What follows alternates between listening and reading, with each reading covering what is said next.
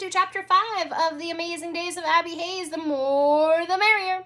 Written, of course, by Anne Mazer and published by Scholastic. Calendar quote of the day is from Thursday, the Lemming calendar. It says, the more the merrier. Just like our title, the more the merrier. The more what the merrier is the question, though. Number 1, like the more kids at my party, the merrier. Merrier means happy. Number 2, the more calendars on my wall, the merrier. Number 3, the more sisters helping print out my invitations, the gloomier, harder, longer, stupider. None of these were words that summed up what happened when Eva and Isabel insisted on improving my invitations. They argued for over a half hour on whether it should be, hooray, it's summer, or hooray for summer.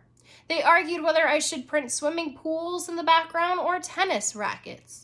They argued whether I should print all the invitations on purple paper, or rainbow paper, or plain white with colored designs. They argued, twin power, no. Twin powder keg. If Isabel and Ava hadn't been helping me, I would have been finished with the invitations on Tuesday night. Keep in mind it's Thursday already. Instead, I had to finish printing them out on Wednesday night when my sisters were out of the house. I hurried through my homework and quickly copied my creative writing essay. I didn't do as good of a job on my writing as usual. I hope Miss Bunder will understand. Now that they're finally here, the invitations look great. They are printed on Mom's rainbow-colored paper in a calligraphy font that Isabel suggested. There are balloons and stars in the background. Eva told me to put the invitations in a plastic bag to protect them. My sisters did have a few good ideas. The invitations are in my backpack waiting to be passed out at recess after class with Miss Bunder. I can't wait. So there's a picture of her backpack with the invitations.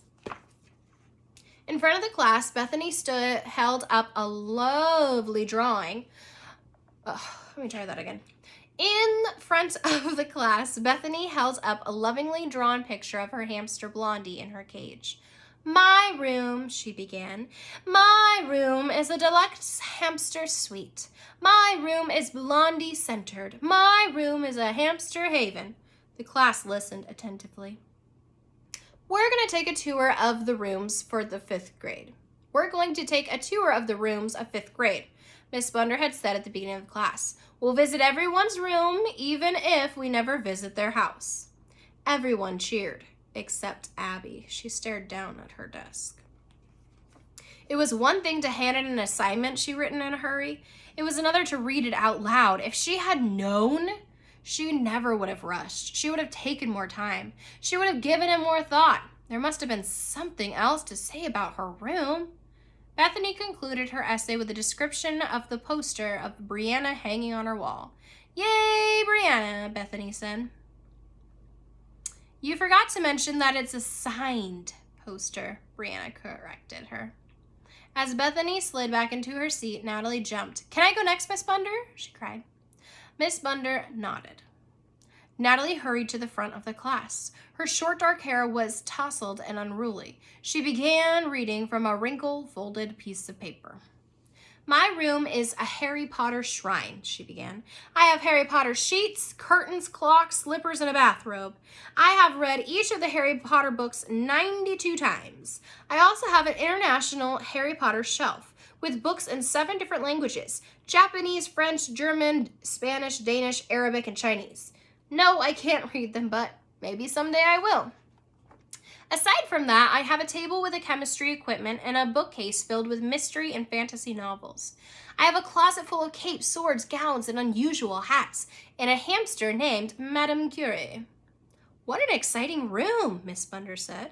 The 5th graders applauded. Abby sighed. Natalie's room sounded so Natalie.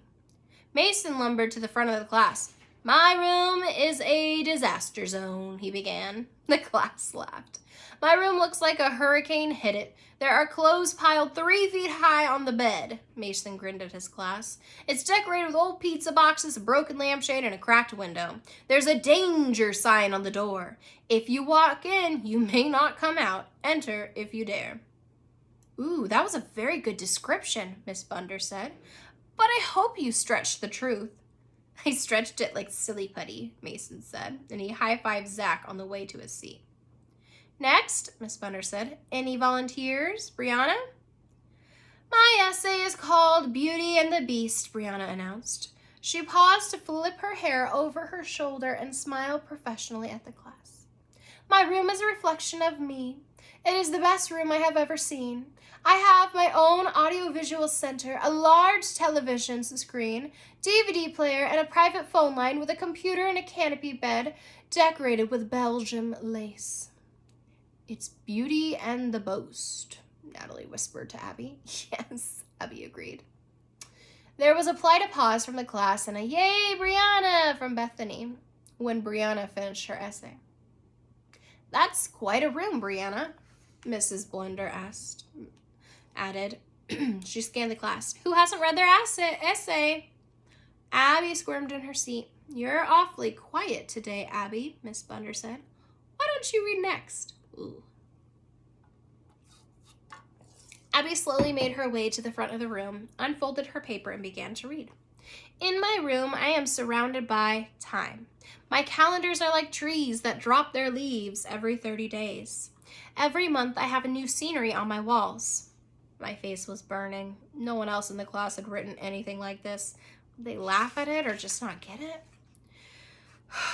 She rushed through the rest of her essay and concluded, I wish I could turn my room into a palace of purple. Abby glanced at her teacher and slunk back to her seat.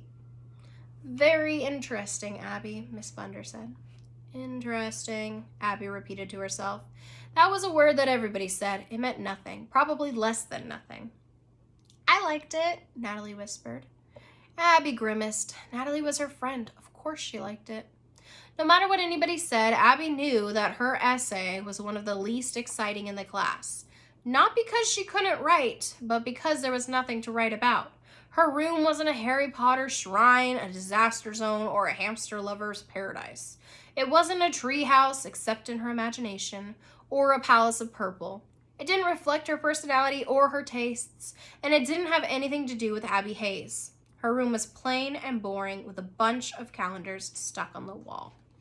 That's the end of chapter 5.